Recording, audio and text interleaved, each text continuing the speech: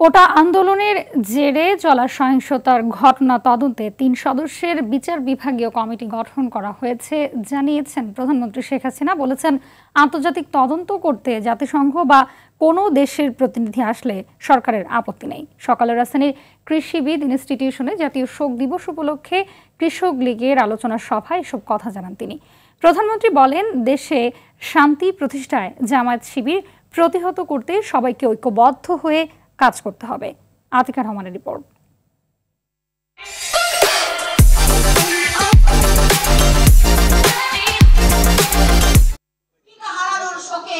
জাতীয় শোক দিবস উপলক্ষে রাজধানীর কৃষিবিদ ইনস্টিটিউশনে স্বেচ্ছায় রক্তদান, আলোচনা সভা ও দোয়া মাহফিলের আয়োজন করে কৃষক লীগ। এতে প্রধান অতিথির বক্তব্যে আওয়ামী লীগ সভাপতি ও প্রধানমন্ত্রী শেখ হাসিনা বলেন, কোটা আন্দোলনে জঙ্গিরা ঢুকে একদিকে হত্যাযজ্ঞ চালিয়েছে, অন্যদিকে সেবা প্রতিষ্ঠানে স্থাপনা সহ মেগা প্রকল্পে হামলা চালিয়েছে।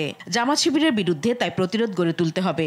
এই কোটা আন্দোলনের ছত্রছায়ায় এরা এসে যেভাবে একটা জঙ্গি সে ভয়াল দাঁত দেখালো, গাজায় যেভাবে হাসপাতালে বোমা হামলা করে ধ্বংস করা, যেভাবে শিশু হত্যা করা, মানুষ হত্যা, ঠিক সেই একই ঘটনার জন্য এখানে ঘটনা হচ্ছে। এই জঙ্গিবাদ সন্ত্রাসের স্থান বাংলাদেশে হতে পারে না।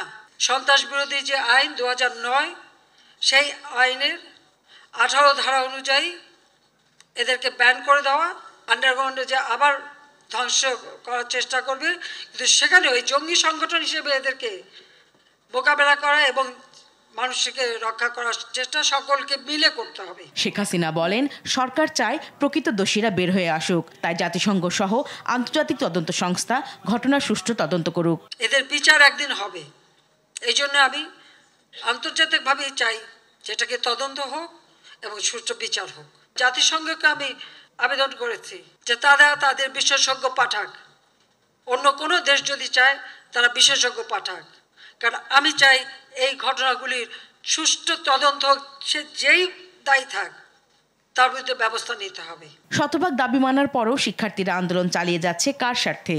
সুশীল সমাজের অনেকেই আন্দোলনে কোন উদ্দেশ্যে সমর্থন দিচ্ছে, এমন প্রশ্নও রাখেন সরকার প্রধান।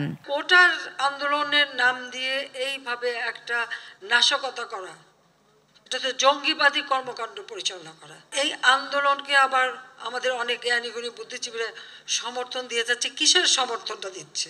দাবি যেটা ছিল সেটা তো পূরণ হয়ে গেছে, তারপরে আবার এইভাবে নেমে আসলে আঘাত পায় তো সাধারণ ছাত্রছাত্রী।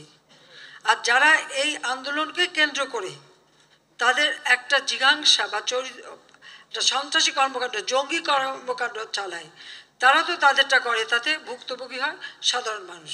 সভা শেষে 15 আগস্ট নিহতদের জন্য বিশেষ মোনাজাত অনুষ্ঠিত হয়। এরপর স্বেচ্ছায় রক্তদান কর্মসূচির উদ্বোধন করেন প্রধানমন্ত্রী শেখ হাসিনা। আতিকা রহমান, RTV, ঢাকা।